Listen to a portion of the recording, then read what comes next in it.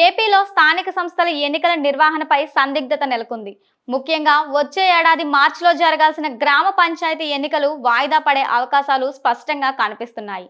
అయితే MPTC, ZPTC వంటి పరిషత్ ఎన్నికలు మాత్రం నిర్దేశిత షెడ్యూల్ ప్రకారం వచ్చే ఏడాది సెప్టెంబర్, అక్టోబర్ నెలల్లో జరిగే వీలుంది. ఈ జాప్యానికి, అనిశ్చితికి ప్రధాన కారణం బీసీ రిజర్వేషన్ల ఖరారులో నెలకొన్న న్యాయపరమైన చిక్కులే. గత ఎన్నికల్లో బీసీలకు స్థానిక సంస్థలో 34% రిజర్వేషన్లు కల్పిస్తామని టీడీపీ హామీ ఇచ్చింది. కూటమి ప్రభుత్వం ఈ హామీ అమలుకు కట్టుబడి ఉన్నప్పటికీ సుప్రీంకోర్టు నిబంధనలు దీనికి పెద్ద అడ్డంకిగా మారాయి. ఎస్సీ, ఎస్టీ, ఓబీసీల మొత్తం రిజర్వేషన్లు 50%కి మించరాదని సర్వోన్నత న్యాయస్థానం గతంలోనే స్పష్టమైన తీర్పు ఇచ్చింది. ప్రస్తుతం రాష్ట్రంలో బీసీలకు 24% రిజర్వేషన్ అమలవుతోంది.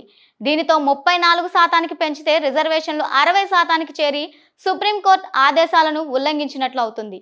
ఇటీవల తెలంగాణ, మహారాష్ట్ర ప్రభుత్వ రిజర్వేషన్ల పరిమితిని దాటాలని ప్రయత్నించగా సుప్రీంకోర్టు వాటిని కొట్టివేసింది.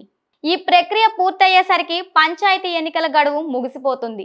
మరొక వైపు ఫిబ్రవరి, మార్చి నెలల్లో 10వ తరగతి, ఇంటర్మీడియట్ పరీక్షలు జరగడంతో ఎన్నికల నిర్వహణ సాధ్యం కాదు. ఈ కారణాలతో పంచాయతీ ఎన్నికల ఆలస్యమవడం ఖాయమనిపిస్తోంది. అయితే పరిషత్ ఎన్నికల పదవీ కాలం వచ్చే ఏడాది సెప్టెంబర్తో ముగియనుండడంతో ఆలోగా రిజర్వేషన్ల ప్రక్రియ పూర్తి చేసి ఎన్నికలు నిర్వహించేందుకు ప్రభుత్వానికి సమయం సరిపోతుంది. ఒకవేళ చట్టపరంగా రిజర్వేషన్ల పెంపు సాధ్యం కాకపోతే పార్టీ పరంగా బీసీలకు అధిక సీట్లు కేటాయించడం ద్వారా వారిని సంతృప్తి పరచాలని కూటమి ప్రభుత్వం భావిస్తున్నట్లు సమాచారం.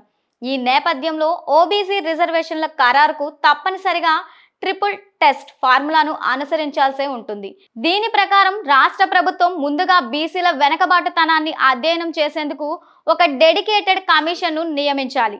ఈ కమిషన్ నివేదిక ఆధారంగా రిజర్వేషన్లను ఖరారు చేయాలి. ఈ కమిషన్ రాష్ట్ర వ్యాప్తంగా పర్యటించి నివేదికను సమర్పించడానికి కనీసం 6 నెలల సమయం పట్టవచ్చు.